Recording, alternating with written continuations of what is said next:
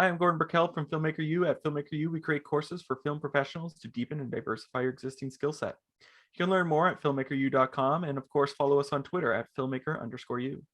Every week, we interview film professionals to discuss their work, and this is made possible by our sponsors, OWC. Go to owcdigital.com for all your filmmaking and computer needs. This week, I'm joined by cinematographer Alice Brooks, whose work includes In the Heights and the latest Netflix hit, Tick, Tick, Boom. Welcome to the show, Alice. Thank you so much for having me, Gordon. Now, I watched Tick, Tick, Boom last night, and I can't help but feel that it's very much about the artist's life, but it very much represents any creative endeavor. Like if you want to be a cinematographer, there's that sort of struggle when you're starting out to getting the gigs and getting your name out there. How did you get your start? Did you feel that there was a similarity in the story there for you? Yeah, I mean, I actually feel like Jonathan Larson all the time. I think that never goes away, right? We all have dreams and they keep growing and expanding, and that's why I love the story. It's really a universal story, not just a film, theater or film or creative people. At some point, every person has had a dream, and you have a moment where you get to give up or get up and pick yourself up and carry on. And that's what's so inspiring to me about Tick, Tick, Boom. And I am inspired all the time by it. I mean, no matter where you are in your career, it's hard. And the film industry is like riding a wave. Sometimes you're cresting and sometimes you're going down. And so to keep remembering that your dream is something that has carried you so far, and to stick to it if it's really, really, truly what you want. Mm-hmm. Now, one of the, like I think about theater lighting and how different it could be from cinematography or cinema lighting. So when you were creating this, because it is so much driven by his stage experiences and him being on stage, did you do traditional theater lighting to try and get that look, or how did you approach that sort of division between the two styles? So I'll give you just a little bit of backstory. This movie is very personal to me. I grew up in New York in the 80s. My family moved to LA when I was 10, which was 2 months before this movie starts in 1990. And my father was a playwright and my mother was a dancer, just like Jon and Susan. And my dad was trying to make it in the theater world. And I watched his heartbreak over and over again. And our house, our tenement apartment was very similar to Jonathan's, 300 square feet, a bathtub in the kitchen, the dark stairs going up in the dimly lit hallway and crooked stairs. But our house was always filled, our apartment was always filled with wonderful artists, creatives that my dad knew. And that spirit was always there. And so when Lin and I started talking, I showed him pictures of my own childhood. And he said, wait, these are your pictures. You can't get more personal than this. And Lin and I are the same age. And he wanted the movie to look like he remembered New York looking when he was 10 years old. And since I left New York at that moment in time, that is forever my New York. It's etched in my mind, the mind of a child where color and light and emotions are all heightened. And that's where Lin and I started creating from, because Jonathan is such a childlike figure. He doesn't want to grow up. Mm-hmm. He sings about Peter Pan in the opening number 3090. Yeah. And so it's that childlike mind where the vision between, or the lines between reality and dreams are sometimes blurred. And so that's how we get into our musical numbers. So a lot of them do start on the stage, and we have theatrical lighting, and they're old park hands the theater had. We got to shoot in the New York Theater Workshop, and we do very little lighting cues because Jonathan didn't have a lot of money. He didn't have any money. And he did these shows that were really low tech. And we have footage of Tick, Tick, Boom. And we didn't recreate the lighting. We definitely took creative license. I mean, I think he had like 3 lights on him when he did it in 1992, but we were able to, you know, I used lighting fixtures, theatrical lighting fixtures that were appropriate for the time, which are all those park hands on the sides of either stage, and then we have a follow spot on him. Which is like that, you sort of mentioned something there that I really liked about the film, which is you sort of start in one location and then the musical sort of picks up and everything transitions and becomes something else. So I really enjoyed that. I just thought I should let you know how it was Thank executed. You. Yeah, we worked a lot on our transitions. I mean, we storyboarded a significant portion of the movie, and how we got in and out of musical numbers were something we talked a long time about. Was there any one in particular that was quite challenging? I mean, swimming and Sunday were probably our biggest challenges. Mm-hmm. I think there were other challenges, but mostly related to COVID. Because we were one of the first movies. We shot 8 days before the pandemic, and then we shut down for 6 months. And then we came back and we re-prepped the movie because we had lost a lot of locations and the whole world had changed. And we suddenly had to figure out how to make a movie safely. And we were one of the first movies, you know, in a pre-vaccine world. And so there was a huge learning curve for us. Must have been scary too. And it was scary. Yeah. You're going to work with 500 people a day, and yeah, it's scary. Wow. So what were some of the challenges with COVID then that you had to sort of overcome? Well, when you look at Sunday, you see all those people together on that stage, on the stage that is created from the diner wall. And most of those people are not in the same shot. We had to tile them all together because of different COVID restrictions. And we were all the cast, our main cast, a lot of our extras, background actors, and a significant portion of our crew was all completely sequestered, quarantined for 4 months making this movie. So like I didn't see my family for 4 months. Wow. And so now we're bringing in all these legends, and some of them could quarantine for 8 days before coming to work, and those people could interact with Andrew, but others couldn't because they were doing other shows, TV shows and things. So it was a very, very, it was a juggling act in who could be in what shot with who. So it was very specifically laid out so that we had to get certain people together, and we had to make it feel like Andrew's there with everybody. Yeah, that must have been really hard to do. Now you sort of mentioned you worked with Lin with the, you showed him photos when you were 10 in New York. What were some of the things you guys did to get on the same page visually and figure out the look of this film?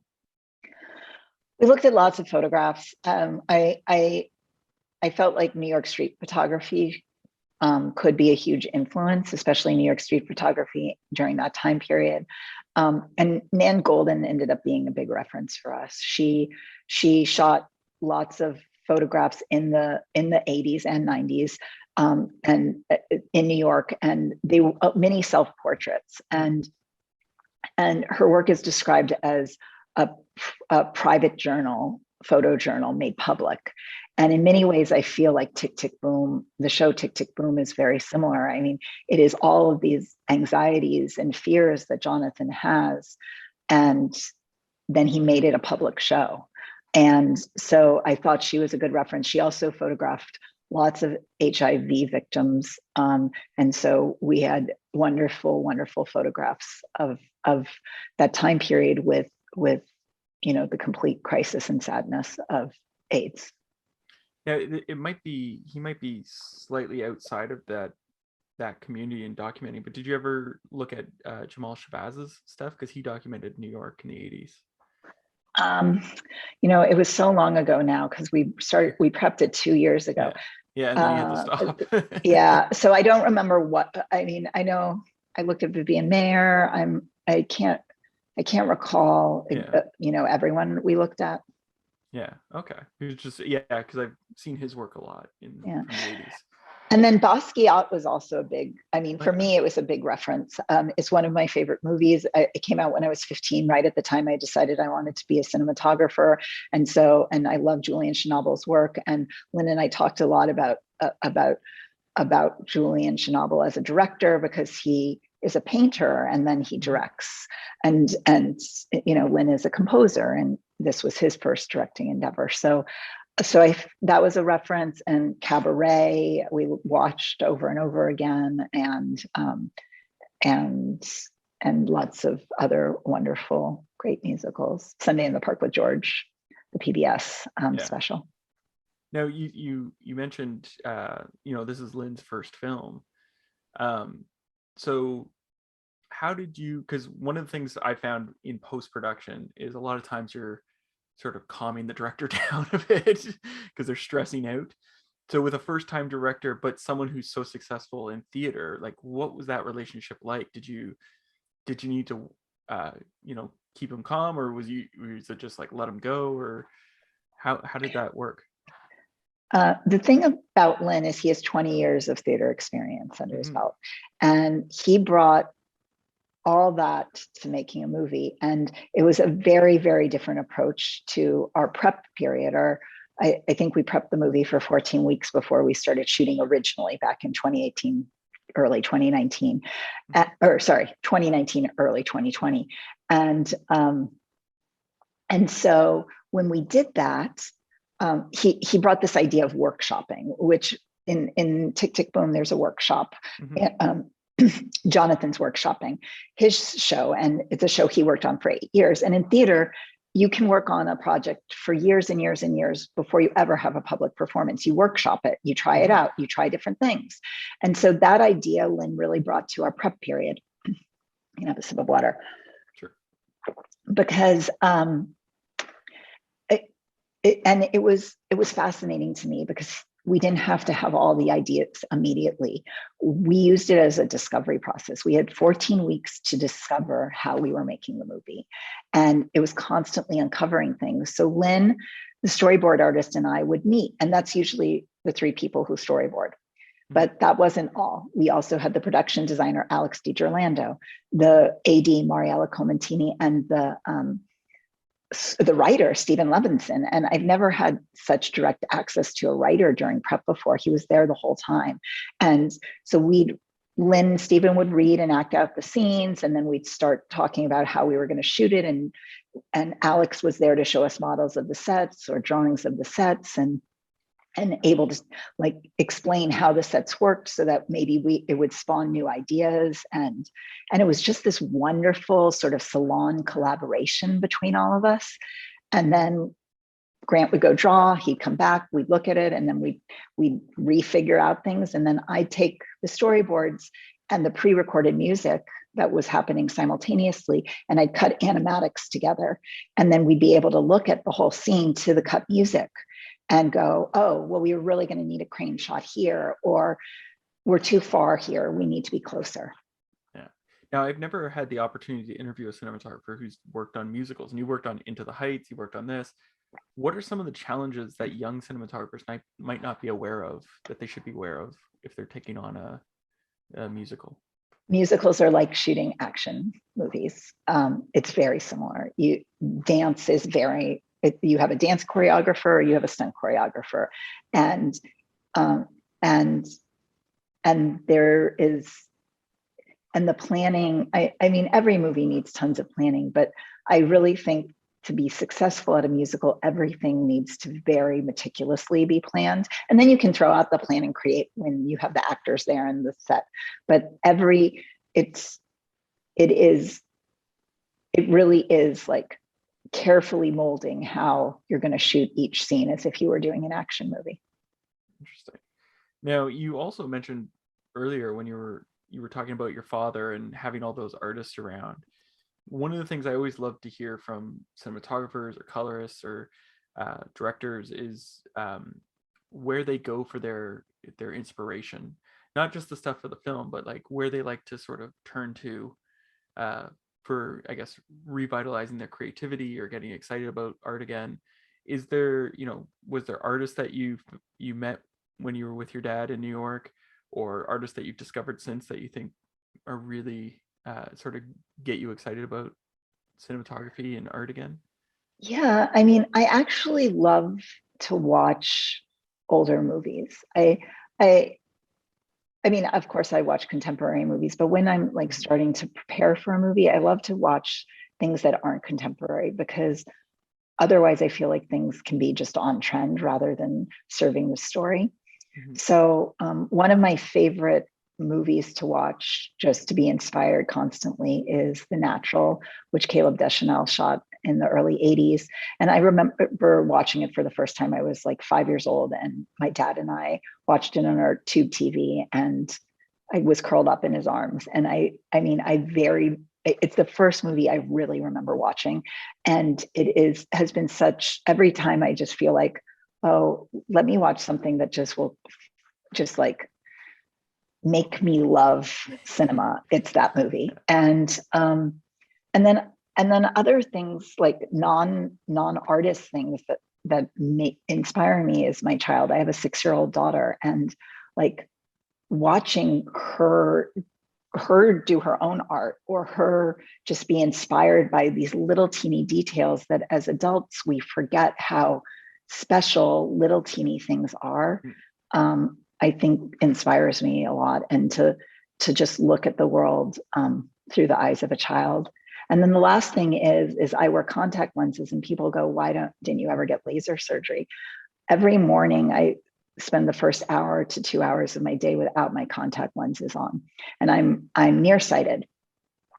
So not everyone can do this, but I love seeing the world completely out of focus and only things near to me in focus. And it actually reminds me of large format cameras, shooting on large format cameras, where the focus just disappears so quickly.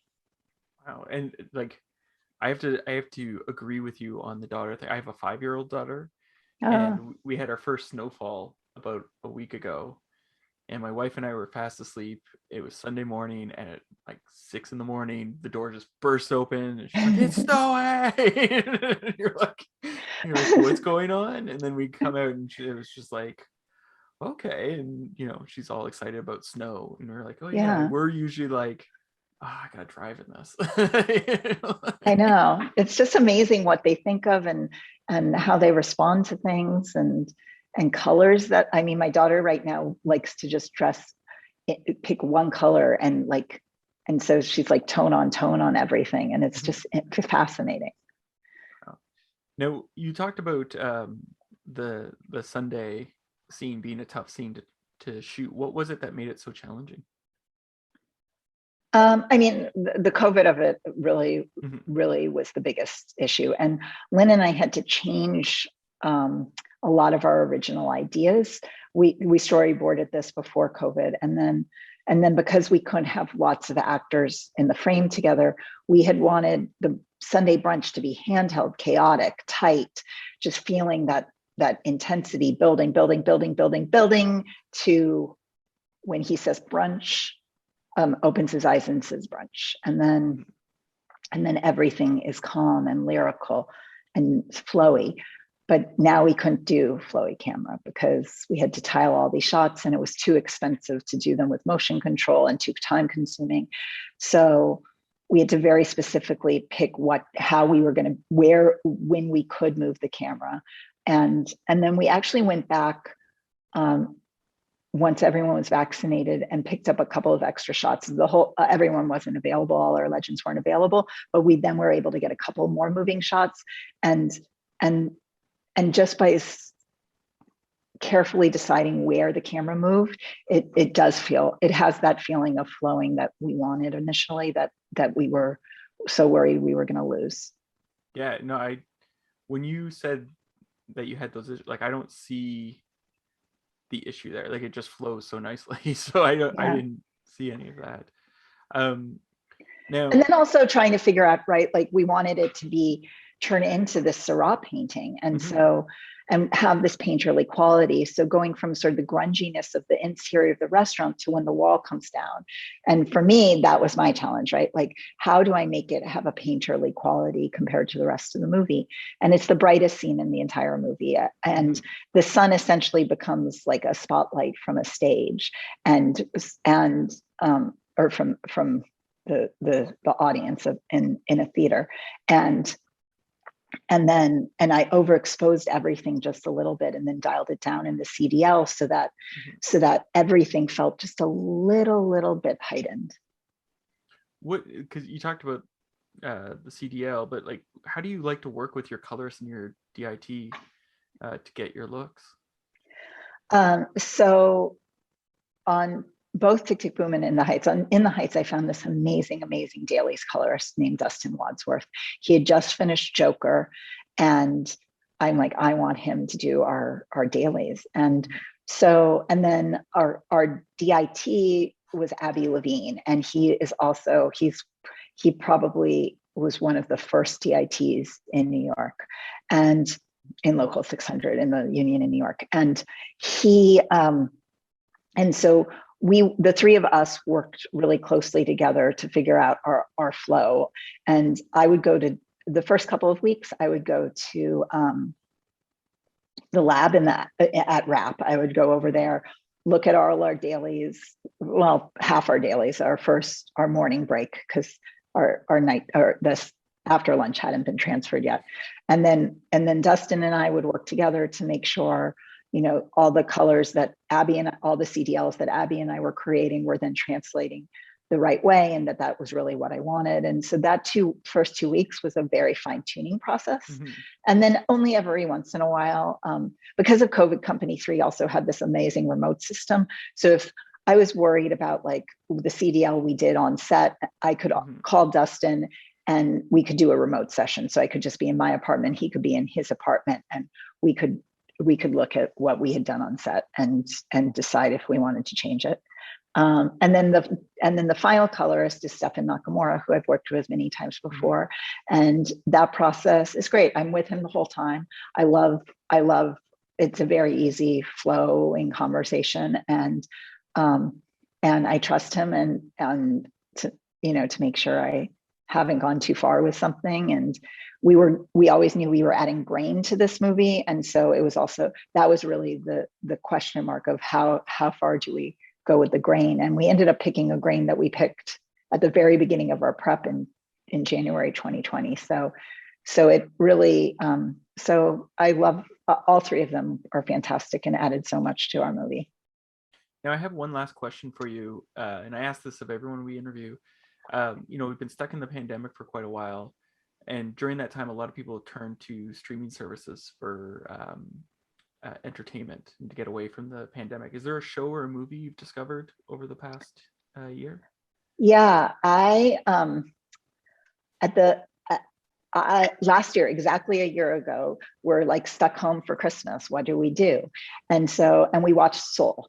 And Soul suddenly reminded me of how great Pixar movies are for not just kids, but for adults, and how inspiring they are. And so on those darkest days of the year, last year, when we couldn't have Christmas with, there weren't Christmas parties, there weren't people around us, it was very small, that we just watched the entire Pixar catalog, including all their shorts, and they are just so wonderful. Oh my gosh, the shorts are fantastic. Fantastic. And I have to say, I'm excited about, I think it's Red Tails is coming out. It's all based in Toronto. Oh, really? Yeah, I've been watching the trailers and I'm like, I know that location. I know that they've done so much research into it. So cool. Yeah. Well, thank you so much for letting me interview you today. Thank you so much. I loved all your questions. Thank you. Well, that's it for this week. Make sure to check out filmmakeru.com for all our latest courses, and follow us on Twitter at filmmaker_u. And on YouTube, hit the subscribe button to click the notification bell to be notified of our weekly videos. Again, I want to thank you, Alice, for joining us. And of course, I want to thank our sponsors, OWC. Go to owcdigital.com for all your filmmaking and computer needs. I'm Gordon Burkell. Thanks for watching.